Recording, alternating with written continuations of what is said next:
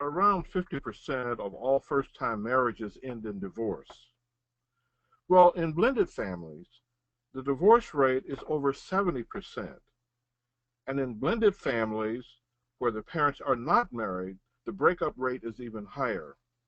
So clearly, the statistics do not favor blended families. However, yours did not have to be one that fails.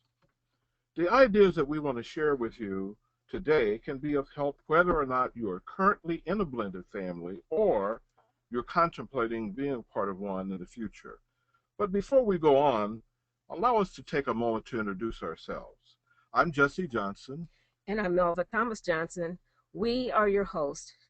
If this is your first time joining us, welcome. If you have taken previous webinars with us, welcome back. We have a lot to share with you about successful blended families because this is something that we know a lot about. You see, we are a blended family. So what we have to share is not about something we've read, but rather what we've lived. We have been successfully married for over 36 years, and we came together as a blended family. We successfully raised two sons who are now adults, who are also outstanding young men. We created and have maintained a very close relationship built upon mutual respect, love, caring, and support. As their parents, we're extremely proud of the men they have become. When we came together as a blended family, I had permanent physical custody of my two minor sons from a previous marriage. We'll share more about us and our experience as a blended family as we go along. When we came together as a blended family 36 years ago, there were not a lot of blended families. In fact, most families consisted of the birth parents and occasionally some other relative. But over the years, the number of blended families has continued to increase. In fact, it is estimated that now more than half of all children in the United States are living in a blended family. So the question might be, why? Why are so many children now living in blended families rather than the traditional one consisting of both birth parents? We believe there are three primary reasons. The first is the high divorce rate. A large percentage of these divorces involve their children. When parents divorce and children are involved, the chances are that one or both parents are likely to either find another partner or relationship or may marry again. And there's a good chance that the birth parents may decide to have joint custody of their children. A second reason is that more women are deciding to have children on their own without living with the birth father. Many women now have the ability to support and care for their children on their own, and if they want children, they may decide to have them before their biological clock runs out. They may eventually find a partner with whom they are willing to commit and therefore form a blended family. The third reason why there are more blended families is because a number of young people are marrying or deciding to be in a committed relationship later in life. They wait until they have completed their education or have established in their careers before they get together with a spouse or a partner. In many instances, one or both of them have children from previous relationships. And while we're talking about children in blended families, we'd like to share uh, some information about some really significant factors involving children in blended families. The first is that it seems that the younger the child is in a blended family, the easier it is for them to make the adjustment. While this may not be the case in every situation, it does appear that for a great many kids, they seem to adjust better and faster than older children, such as teenagers. Secondly, blended families where only one adult brings children into the family appear to have fewer challenges than when both adults bring children into the family. The reason is that you have a lot more people from previous family experiences that have to find a way to work together in this new blended family. And thirdly, some children may just not like this new blended family arrangement. In fact, some may be quite hostile and aggressive. They may want their birth parents to reconcile, and they either consciously or unconsciously attempt to sabotage the new blended family to force their parents back together. We're going to offer some suggestions on how to deal with these situations in a moment, so just stay with us. When we first started out, we, like many couples today, dreamed of finally having the ideal family for ourselves and our children. And in far too many instances, many of us believe that it's just going to happen, that in time everything is just going to work out by itself. This is absolutely not the case. We wanted to have a happy and successful marriage and relationship, as well as a happy and successful family. But just wanting to have that kind of relationship with your partner and your children is not enough.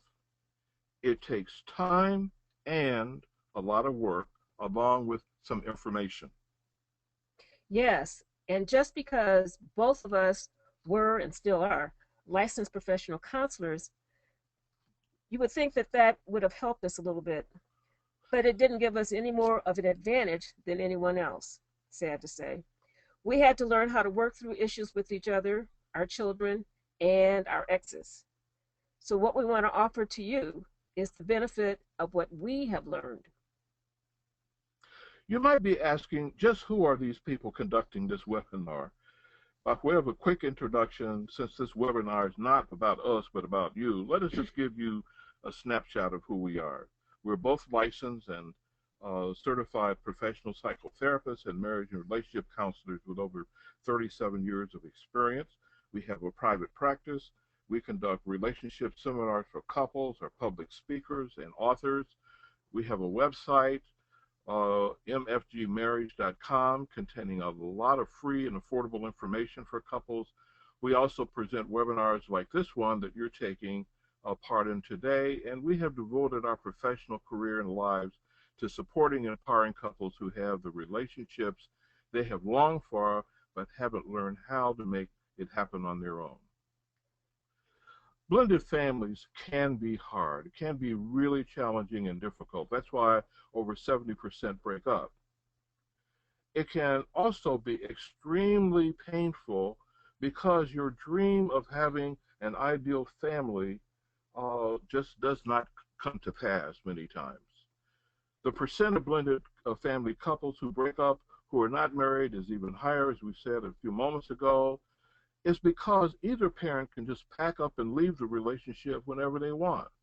And so when things get difficult, far too many times partners do just that. They just simply walk away. So why is that? Well, building and sustaining a successful relationship with a partner, whether it's just two of you without kids, is challenging enough. However, when you start out with children from prior relationships, plus the two of you, things can be extremely difficult. As we stated earlier, it is also stressful enough if only one partner has children, and even more challenging when both bring children into the blended family. And of course, the ages of the children are also important. Whether you agree or disagree with the increase in the number of blended families, the hard, cold fact is that blended families are here and they are likely to stay. So no matter, I would say, rather than complaining about them, which is what a lot of people do, it would be far better for us as a society to create ways to support blended families. You know, after all, a majority of our children now live in blended families, and they need and deserve our support. What we know for certain is that blended families face unique challenges, and they also face wonderful opportunities. Today, we'll take a look at the challenges and opportunities of blended families, and our goal is to let you know that you're not alone if you happen to be in a blended family. There is hope, that you can take the challenge you face and turn them into opportunities that will benefit both you and your family for generations to come. There's two things that you will learn from us during this webinar. The first, what steps are required toward building a successful blended family? And two, what is required to sustain a successful blended family over the long haul? We'd like to think of these ideas we're about to present to you as a plan for success for your blended family. So the first step that is required to build a successful blended family is a commitment and determination to have one. We all know the importance of both partners being committed to their relationship to make it work. Well, in a blended family, that commitment must not only include the adults, but also the children. If the marriage is to be successful, then the family must also be successful. This requires, therefore, a commitment to both the marriage as well as the family. One of the first decisions we made as a couple, even before we got married, was that we would not put ourselves or Jesse's sons through another divorce. Divorce was not an option. We knew that we deeply loved and cared for each other, so that was not an issue. And because both of us had been married before, we knew that the challenge would be how we would live together under the same roof as a happy, productive, stress-free manner while handling all the responsibilities and duties that we had to manage as a family. We also recognized that this would be a challenge. However, we decided that we would do whatever was required to make that happen. This time, we were committed to have a family that worked for everybody in the household. Doesn't mean that we were not committed to have that before. It didn't work before. We decided that this time it would. I also want to acknowledge Jesse for that because he took the lead and was determined that we were going to make it work. So when there were times that we would get on each other's nerves and things looked like they were falling apart, Jesse would step in and remind us of our commitment to each other. Wow, thanks, Melba. I appreciate that. You're You welcome. know that 30 years ago, there wasn't a lot of information available about blended families, so we had to learn on our own, and often through trial and error until we found what worked. But again, we were determined to find ways to make it work. And because of that commitment to ourselves and each other, we found the solution and the answers we needed to make it work. You know, Melba, we also took a lot of classes and seminars and therapy to help us work through our personal issues and develop better relationship skills. Lots. Yeah, this was an important part of our commitment. That was to learn what we needed to learn and to develop the skills required to support ourselves, each other, and our family in order to be successful. Yes, that is absolutely true. The other thing that I would like to point out is that we started learning a process even before we got married. So we made the investment and got a head start before we said I do. We would highly recommend to couples who are either in a blended family or who are about to create one that you also take advantage of as much marriage and relationship classes, seminars, and therapy as you can. We promise you that it will be of tremendous help. I'd also like to share that we were deeply concerned about the emotional scars that were left following the divorce of Jesse's first marriage. We did not want our children to have to carry that baggage for the rest of their lives. So we decided to provide them with the opportunity to see a therapist to work that out. Without question, it was a wise decision. Yes, all of this therapy, classes, and workshops cost a lot of money. And just starting out, we didn't have a whole lot of money, but in the long run, it was worth every penny. It was a big investment. Yes, It paid off big time. absolutely. So to summarize, we'd say that the first most important and essential step toward creating a successful blended family is the commitment and determination of the parents to make that happen. This is important even if the children are not very happy about this new arrangement in the beginning. If you are committed and demonstrate that commitment to the children, most likely in time they'll also come around. We urge you not to bail at the first time of trouble or first sign of trouble. Let everyone know that you're in there with them over the long haul. You know, we like to think of the first sign of trouble is growth trying to happen. Right. And we encourage couples not to miss that opportunity. So, um, in addition to that, I'd like to add, before we move on, is the fact that we included our children in our marriage ceremony. We stood together, and after we exchanged vows, the minister talked about our joint responsibility to each other to make this family a successful one. So our sons were part of that commitment at our wedding, and we were delighted to know that they took that commitment seriously. And here's the other thing. Every year when we celebrate our wedding anniversary, we also celebrate our family anniversary. Yes, we do. The second step that is essential to build a successful blended family is the importance of having good communication between all family members. In fact, we would say that you have to communicate far better in a blended family than in any other family. You must learn and practice effective communication skills consistently. For example, in blended families, there are a lot of people that you have to communicate with. First of all, there's the two of you. And as partners, it's absolutely necessary for you to communicate effectively with each other because you represent the glue that holds everything and everyone together. Right. One of the terrible mistakes that a lot of parents make is to criticize and blame everyone else for whatever they don't like that's going on in the relationship. That can include a long list. However, the hard, cold truth is that blaming other people does not change a thing.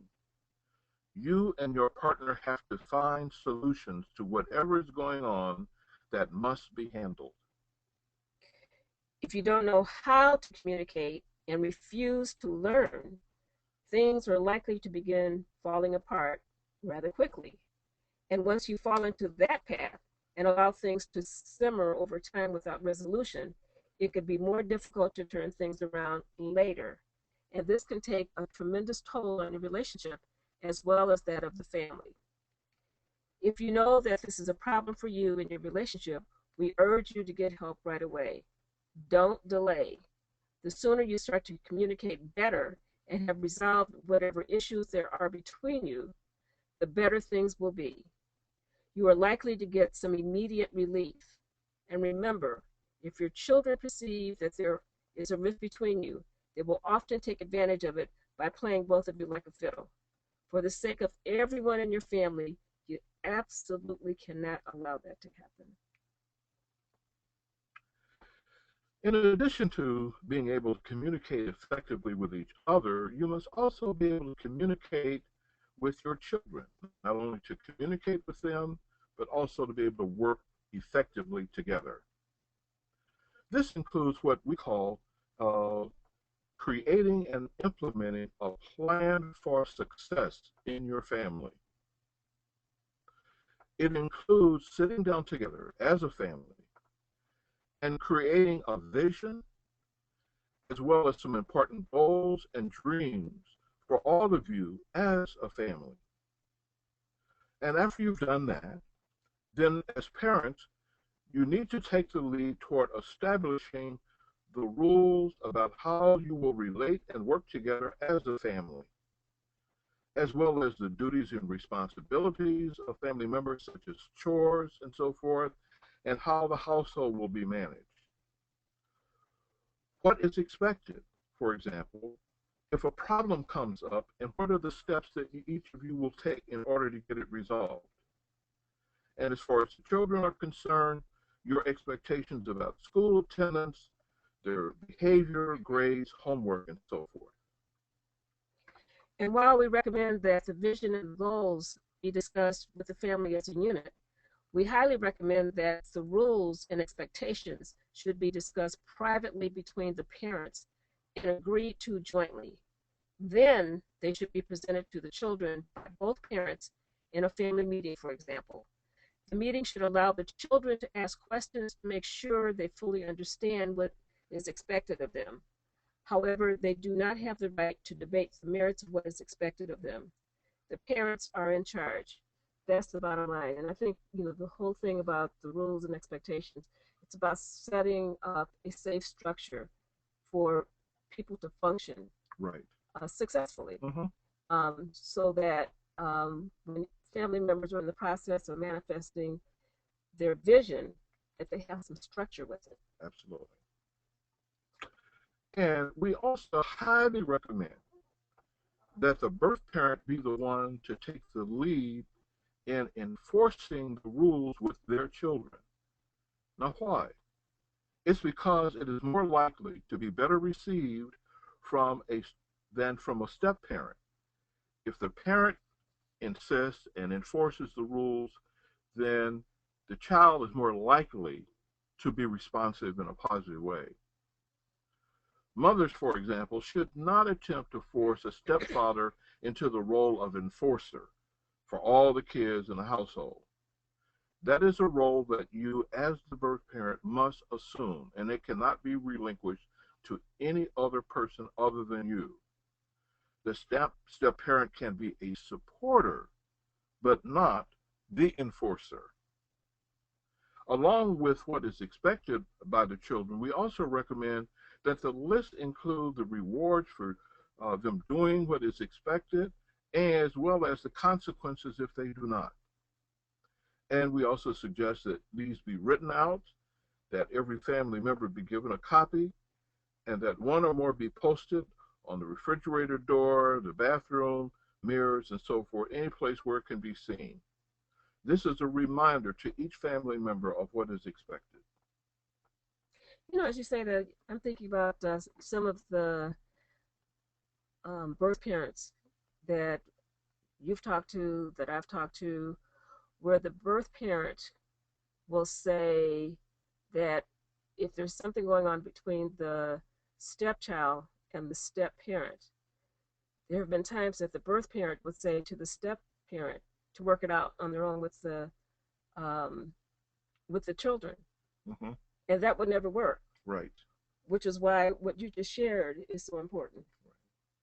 And in addition to that, perhaps the most challenging persons with whom you'll need to communicate with is your ex. The biological parents of the children who are no longer living with them, or you're co-parenting with them. This is especially true if there's any leftover anger and or hostility between you following the breakup of your previous relationship. There's a good chance that the two of you couldn't agree on some things important to you when you were in a relationship, which is why you broke up in the first place. So, trying to communicate effectively with them may be a tremendous challenge and is not something that you or they are ready or willing to do. However, for the sake of your children, it is important that you try. This is when you're really going to need your effective communication skills, and if you can't do it on your own, to get some help. Share with them, for example, a copy of the family's success plan and ask them during their visitation, for example, to make an attempt to insist that they be followed in their home when the children are visiting with them. This would represent a united front between all the parents. The ideal would be for you, the birth parent, and step parents to all sit down together and agree on as much of the plan as possible. What would make it even better is if the plan would be shared with the children, with all of you presenting them together. It won't hurt to invite input from the other birth parent as well. The idea is to figure out what is best for the growth and the development and success of the children and the family. They need the children that is, need the loving support of everybody in the parenting role.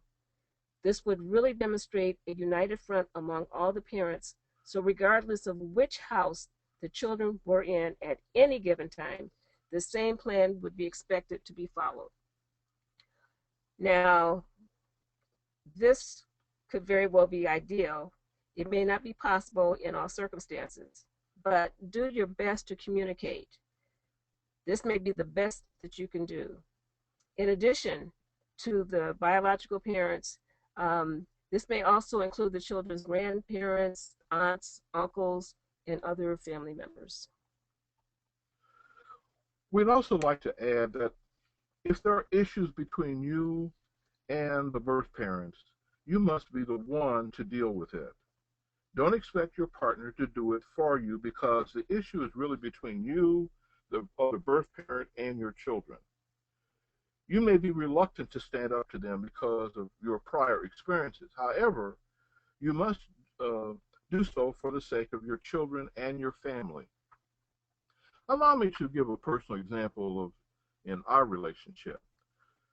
Early in our marriage and family, Melva informed me one day that whenever my ex-wife called our home, that she would not speak to Melva, but would instead be rather rude and disrespectful by letting her know that she was the children's mother and would only speak to them or me.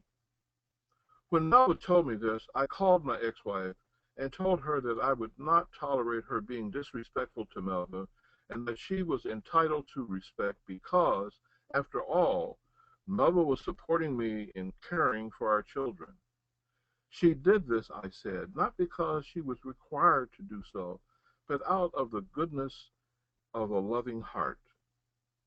Therefore, in the future, I expected that she would be more respectful and congenial when she called our home and Melva answered the phone. Fortunately, she got the message and became more congenial when she called. And I appreciated that too. Yeah. I could give other examples, but I think you get the point. Both Melva and I were determined that we would not allow anyone or anybody, no matter who they were, to disrupt the peace, harmony, and tranquility of our home. We did not have to be aggressive about it either. We attempted to handle situations tactfully without a whole lot of drama. But handle them we did. We were active and not passive about this. In the long run, it paid off. Fortunately, Melva did not have a child when she was in her first marriage, so we didn't have to deal with that. But had she had a child, we would have dealt with that too. Yes. So one of the things that helped us tremendously in our blended family was weekly family meetings. I like this part. We met for about an hour weekly on Sunday afternoons. We highly recommend that you also establish and commit to weekly meetings and invite everyone in the house to be present. It can become a family ritual, like ours did. One reason why many family members don't like family meetings is because they end up being nothing more than gripe sessions. After all, who wants to sit around for an hour listening to family members argue, fight, criticize, and blame each other for whatever isn't working in the family? That isn't any fun. Our family meetings consisted of 4 parts. The first part allowed each member to share their good news, their accomplishments, their successes, and ask other family members to share together some sort of a celebrative response. And that was always a lot of fun. Always. The second part allowed each of us to ask for support for whatever was coming up where we might need support. For example, one of the kids might need a ride to some school event or might want us to see them successful on some important exam they were about to take. This was not the time for them to ask for money, however. This was excluded from family meeting time. The third part of the meeting was devoted to resolving any household problems that had come up since the last meeting. The person raising the problem was also required to suggest a solution. It was discussed and decided upon. As parents, we had the right to insist on a solution if we thought it was necessary. Often the children came up with better solutions and more harsh consequences than either of us had thought of. I can think about the times when we would sit at the meetings and they would come up with these ideas and we would look at each other and think, oh, wow, that's pretty harsh. Mm-hmm. Um, this part of the meeting was focused on problem solving rather than blaming and criticizing. The fourth and last part of the meeting was devoted to family planning fun time. We would plan for outings, movies, trips, and other activities that we as a family would enjoy. They became part of the family ritual too, Yes, the hanging out together. right. In addition to us meeting at a set time each week for an hour, we also rotated the chairperson of each meeting each week. That meant that each of us was allotted 10 minutes to share our good news, receive some kind of celebratory support, to ask for support for any projects or activities that was coming up. So we had 10 minutes to do that. The role of the chairperson was to keep track of the time so that everyone had equal time for sharing and to make suggestions on how we could improve the ways we work together as a family. The last part of the meeting was devoted, as Melva mentioned a moment ago, to family planning for outings and activities. So, in general, this is how our family meetings were structured. We kept experimenting until we found one that worked best for us. Initially, as you might expect, the children were not quite that excited about having a family meeting. However, especially after they really got into them, they would share their experiences with their friends. And quite often, their friends would respond by saying, I wish our family had family meetings and would have them like yours. That was quite a compliment. That was a compliment. So, in closing, we would like to remind you of some of the important ideas and suggestions that we've made today. We've shared that while the divorce and breakup rate for couples in blended families is considerably higher than in non-blended families, yours does not have to be one of those statistics. Yes, you are going to have to work harder to be successful. However, you can make it work for everyone in your family. We gave you examples from our own blended family to demonstrate that it is possible to build and sustain the kind of family that you and all of your family members desire. There were five things rather, that we shared that we believe is essential to enable you to do that. They were commitment and dedication, a good and effective communication that involves a plan of success, uh, the establishment of rules and expectations, dealing effectively with birth parents like babies, mamas, and daddies, and successful family meetings. We have enjoyed having you on this webinar and sincerely hope that what we have shared has been informative and helpful. That's our goal. Our intent and our mission is to support all couples and families to have a successful, happy, healthy, and meaningful relationship. We sincerely